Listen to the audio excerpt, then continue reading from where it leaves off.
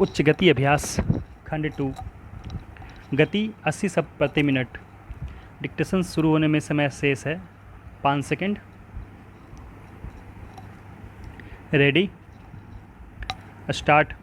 महोदय, भगवान बुद्ध ने अपने शील में इन सभी गुणों पर यथोचित बल दिया है और व्यवहार की दृष्टि से उनका विवेचन किया है। बुद्ध जयंती समारोह द्वारा संसार के राष्ट्रों को सुख तथा शांति देने वाले भगवान के संदेश को स्मरण करने और उसका चिंतन करने का जो अवसर मिला है, मैं समझता हूँ कि यह मानव जाति का सौभाग्य है। मेरी यह धारणा है कि निजी सुख और शांति के हित में मानव उस संदेश की ओर अधिकाधिक ध्यान देगा। यह प्रसन्नता की बात है कि कई एक राष्ट्रों ने पंचशील के सिद्धांतों को स्वीकार कर लिया है। इस सिद्धांत पर आचरण द्वारा पारस्परिक मतभेद निस्संदेह कम किया जा सकता है और राष्ट्र बल प्रयोग अथवा युद्ध से मुक्त हो सकते हैं। भगवान बुद्ध का समस्त जीवन, उनके सारगर्भित प्रवचन और उनका संदेश प्रत्येक व्यक्ति के लिए उपलब्ध है। कोई भी व्यक्ति उनसे लाभ उठा सकता है और अपनी आत्मा को उन्नत कर सकता है। हमारे देश में जहाँ भगवान ने निर्वाण प्राप्त किया और प्रथम उपदेश दिया, महात्मा बुद्ध का जनता के हृदयों में ऊंचे से ऊंचा स्थान है। प्राचीन परंपरा के अनुसार भारत के लोगों ने उन्हें कालांतर में ईश्वरीय अवतार का पद दिया था और इस देश से बौद्ध मत के लुप्त हो जाने के बाद भी विष्णु के रूप में उनकी पूजा बराबर होती रही। भगवान बुद्ध की विचारधारा तथा उनके सदुपदेश का हिंदू विचारधारा पर गहरा प्रभाव पड़ा है और बौद्धशील आज भी हिंदू धर्म का एक अंग है। मैं विनम्रतापूर्वक एक और बात कहना चाहूँगा। भगवान बुद्ध ने इसी भूमि में निर्वाण प्राप्त किया और यहीं उन्होंने धर्म प्रचार की व्यवस्था की। सदियों तक इस देश की अधिकांश जनता बौद्ध मत की अनुयायी रही और यहाँ के प्रतापी नरेशों और धर्मरत भिक्षुओं के अध्यवसाय से बौद्ध मत का अनेक देश देशांतरों में प्रसार हुआ, किंतु सहयोग से अथवा कुछ ऐतिहासिक कारणों से बौद्ध मत प्रायः भारत से लुप्त हो गया। यह सब होते हुए मैं कह सकता हूँ कि 2000 वर्ष की इस समस्त अवधि में भगवान बुद्ध के प्रति यहाँ के लोगों की आस्था तथा श्रद्धा बराबर रही। विश्व के इतिहास में शायद और कोई ऐसा उदाहरण नहीं मिलेगा।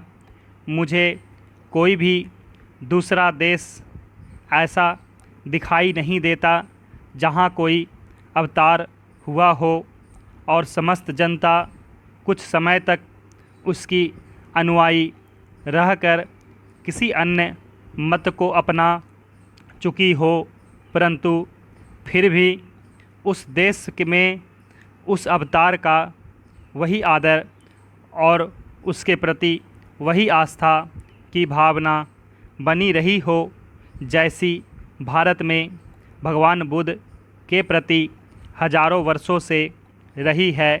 हो सकता है कि यह सहिष्णुता और यह उदारता इस देश को स्वयं भगवान बुद्ध की ही देन हो। इस समय मानव एक संध्याकालीन समय से होकर गुजर रहा है। भौतिक विज्ञान एक पराकाष्ठा तक पहुंच चुका है। ऐसा मालूम पड़ता है कि मानव ने भौतिक संपन्नता को ही सुख का एकमात्र साधन मान लिया है। महोदय, भारत विशेषकर गाँव में ही बसता है और यद्यपि इन दिनों शहरी जनसंख्या बड़ी तेज़ी के साथ बढ़ रही है, पर यह आज की भी सच है कि भारत ज़्यादातर गाँव में ही बसता है। गाँव और गाँव वालों की उन्नति के लिए जो कुछ भी किया जाए उसका केवल स्वागत ही नहीं होना चाहिए, बल्कि उसको प्रोत्साहन देने के लिए सरकार और लोगों को प्रत्येक संभव प्रयत्न करना चाहिए। महात्मा गांधी इसलिए गांव के विकास पर बहुत जोर दिया करते थे। यह एक बड़ा शुभ विचार है कि आज उनके जन्मदिन पर इस सामुदायिक विकास योजना को प्रारंभ किया जा रहा है। इस देश में सामुदायिक विकास और सामुदायिक योजना नए शब्द हैं, पर यह विचार बहुत पुराना है। इसका मौलिक तात्पर्य किसी एक दिशा में उन्नति के विपरीत चहुमुखी उन्नति से है। अधिक अन्न उपजाऊ संबंधी कार्यक्रम से तथा विभिन्न राज्य सरकारों और गैर सरकारी संस्थाओं द्वारा देहात सुधार के क्षेत्र में किए गए कार्य के हमारे अनुभव से यह सिद्ध हो चुका है कि देहाती जीवन के सभी पहलू एक दूसरे से संबद्ध हैं और यदि एक एक पहलू को अलग अलग लिया जाए तो अस्थायी परिणाम प्राप्त नहीं हो सकता। इसका यह अभिप्राय नहीं कि विशिष्ट समस्याओं को महत्व न दिया जाए, परंतु उनसे संबंधित आयोजन किसी विस्तृत योजना के ही अंग होने चाहिए और वे समस्याएं उस योजना के अंतर्गत आ जाएं। इस काम में सफलता तभी मिल सकती है जब सरकारी व्यवस्था, गैर सरकारी नेतृत्व और जनता के उत्साह में परस्पर सहयोग हो और खेती, शिक्षा, स्वास्थ्य, सफाई, पशु सुधार तथा बेकारी दूर करना इत्यादि सभी प्रकार के काम एक साथ हाथ में लिए जाएं। महात्मा गांधी की प्रेरणा से उनके अनुयायियों ने देश के अनेक भागों में इस प्रकार के काम बहुत निस्वार्थ भाव से किए हैं और दूसरी संस्थाओं तथा व्यक्तियों ने भी इस दिशा में बहुत कुछ किया है, लेकिन पर्याप्त धन और यथेष्ट मात्रा में विशिष्ट काम करने वाले न मिलने के कारण उनका विस्तार न तो उतनी दूर तक हुआ और न उतनी तेज़ी के साथ हुआ जितना हम चाहते थे। भारत और अमेरिका के बीच जनवरी 1952 में हुए प्राविधिक सहयोग समझौते से इस दिशा में उन्नति की नवीन संभावनाएं पैदा हो गई है। मेरा बराबर यह विश्वास रहा है कि भारतीय किसान खेती के काम में कुछ नौसिखिया नहीं और उसे इसका कई पीढ़ियों का अनुभव है।